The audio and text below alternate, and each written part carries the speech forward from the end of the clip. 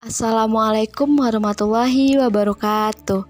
Di video kali ini kami akan membahas tentang sistem just in time dan back fast costing.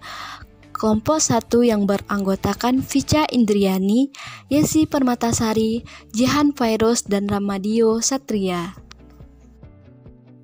Konsep dasar sistem produksi tepat waktu just in time. Just in time sistem fabrikasi modern yang pada prinsipnya hanya memproduksi jenis-jenis barang yang diminta sejumlah yang diperlukan dan pada saat yang diperlukan oleh konsumen. Tujuan utama dari sistem just in time adalah untuk dapat memproduksi produk yang berkualitas terbaik, ongkos termurah, dan pengiriman pada saat yang tepat. Konsep just in time, di mana bahan baku yang digunakan untuk aktivitas produksi didatangkan dari pemasok tepat pada waktu bahan itu dibutuhkan oleh proses produksi, sehingga akan sangat menghemat bahkan meniadakan biaya persediaan bahan dan biaya penyimpanan bahan dan stok cost. Karakteristik yang pertama, pengurangan biaya melalui eliminasi persediaan. Besarnya biaya persediaan mencerminkan ketidakefisien dalam investasi persediaan.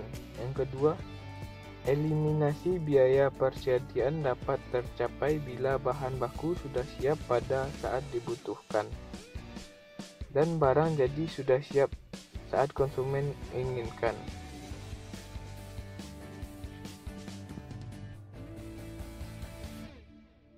Selanjutnya terdapat 4 konsep pokok yang harus dipenuhi dalam melaksanakan just in time. Yang pertama, produksi just in time adalah memproduksi apa yang dibutuhkan hanya pada saat dibutuhkan dan dalam jumlah yang diperlukan. Yang kedua ada autonomasi, yaitu suatu unit pengendalian cacat secara otomatis yang tidak memungkinkan unit cacat mengalir ke proses berikutnya. Yang ketiga, tenaga kerja fleksibel, maksudnya adalah mengubah jumlah pekerja sesuai dengan fluktuasi permintaan. Yang terakhir yaitu berpikir kreatif dan menampung saran-saran karyawan. Guna mencapai 4 konsep JIT, maka diterapkan sistem dan metode seperti: pertama, sistem Kanban untuk mempertahankan produksi just in time. Yang kedua, metode pelancaran produksi untuk menyesuaikan diri dengan perubahan permintaan. Yang ketiga, penyingkatan waktu penyiapan untuk mengurangi waktu pemesanan produksi. Yang keempat, tata letak proses dan pekerja fungsi ganda untuk konsep tenaga kerja yang lebih fleksibel. Yang kelima, aktivitas perbaikan lewat kelompok kecil dan sistem saran untuk meningkatkan moral tenaga kerja. Yang terakhir, sistem manajemen fungsional untuk mempromosikan pengendalian mutu ke seluruh bagian perusahaan. Itu perbedaan antara sistem just in time dan sistem tradisional.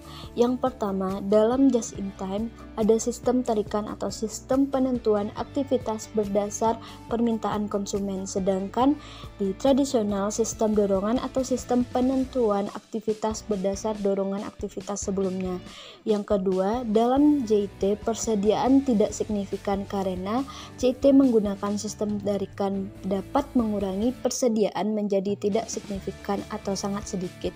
Sebaliknya dalam tradisional persediaan signifikan karena menggunakan sistem dorongan, maka persediaan jumlahnya signifikan sebagai akibat jumlah bahan yang dibeli melebihi kebutuhan produksi.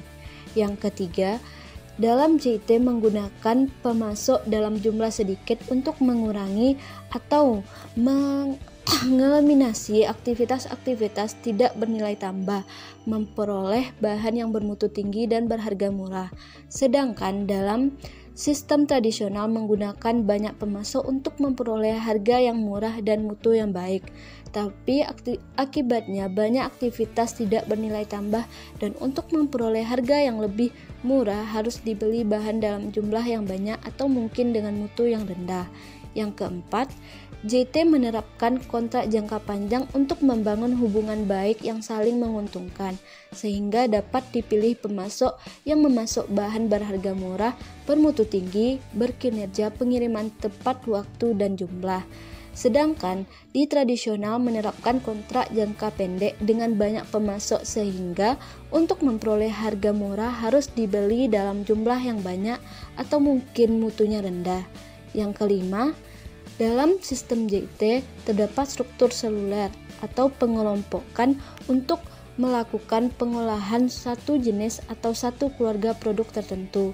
Penggunaan struktur seluler ini dapat mengeliminasi aktivitas, waktu, dan biaya yang tidak bernilai tambah. Sedangkan struktur departemen dalam sistem tradisional adalah struktur pengolahan produk melalui beberapa departemen produksi sesuai dengan tahapan-tahapan dan memerlukan beberapa departemen. Yang keenam, sistem JT yang menggunakan sistem tarikan waktu bebas harus digunakan oleh karyawan struktur seluler untuk berlatih agar berkeahlian ganda sehingga ahli dalam berproduksi dan dalam bidang-bidang jasa tertentu, misalnya pemeliharaan, pencegahan, reparasi, inspeksi mutu, dan lain-lain. Sedangkan sistem tradisional, karyawan terspesialisasi berdasarkan departemen tempat kerjanya. Misalnya, karyawan departemen jasa terspesialisasi pada aktivitas penanganan bahan, listrik, reparasi, dan pemeliharaan. Sedangkan karyawan departemen produksi terspesialisasi pada aktivitas pencampuran, peleburan, pencetakan, perakitan, dan penyempurnaan. Yang ketujuh, pada sistem JT, jasa terdesentralisasi pada masing-masing struktur seluler.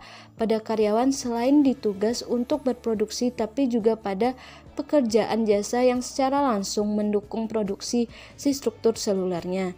Sedangkan sistem tradisional mendasarkan sistem spesialisasi sehingga jasa tersentralisasi pada masing-masing departemen jasa. Yang kedelapan, dalam sistem JT, keterlibatan atau member peluang pada karyawan untuk berpartisipasi sehingga dapat meningkatkan produktivitas dan efisiensi. Sedangkan dalam sistem tradisional, keterlibatan dan pemberdayaan karyawan relatif rendah karena karyawan fungsinya melaksanakan perintah atasan. Yang kesembilan, pada sistem JIT, gaya manajemen partisipatif maksudnya memerlukan keterlibatan karyawan sehingga mereka dapat diperdayakan. Di sistem tradisional umumnya menggunakan gaya manajemen sebagai atasan karena fungsi utamanya memerintah para karyawannya untuk melaksanakan kegiatan. Yang ke-10, total quality control dalam JT adalah pendekatan pengendalian mutu seluruh usaha secara berkesinambungan agar tercapai kerusakan nol atau bebas dari kerusakan. Sedangkan aseptic quality level dalam sistem tradisional adalah pendekatan pengendalian mutu terbatas yang memungkinkan atau mencadangkan terjadinya kerusakan namun tidak boleh melebihi tingkat kerusakan yang telah ditentukan sebelumnya. Backflash costing adalah sistem yang mengurangi jumlah kejadian yang diukur dan dicatat dalam akuntansi. Sistem ini biasanya diterapkan pada perusahaan yang menerapkan konsep just in time. Ciri-ciri atau karakteristik dari backflash costing ini adalah akun persediaan tidak disesuaikan selama periode akuntansi untuk mengetahui biaya produk, tetapi saldo akan dikoreksi pada akhir periode. Tidak ada catatan yang detail antara unit barang dalam proses. Tidak ada persediaan produk jadi karena produk jadi langsung terjual. Selanjutnya, bahan baku sampai di perusahaan pada saat akan diproses saja dalam jumlah yang sesuai dengan kebutuhan. Selanjutnya, tidak ada persediaan produk jadi. Persediaan barang dalam proses jadi, semua biaya tidak dibebankan ke produk jadi, tapi langsung ke harga pokok penjualan. Karena hasil produk pasti terjual semuanya. Jadi, Untuk menghitung biaya-biaya, maka dilakukan perhitungan mundur atau flashback.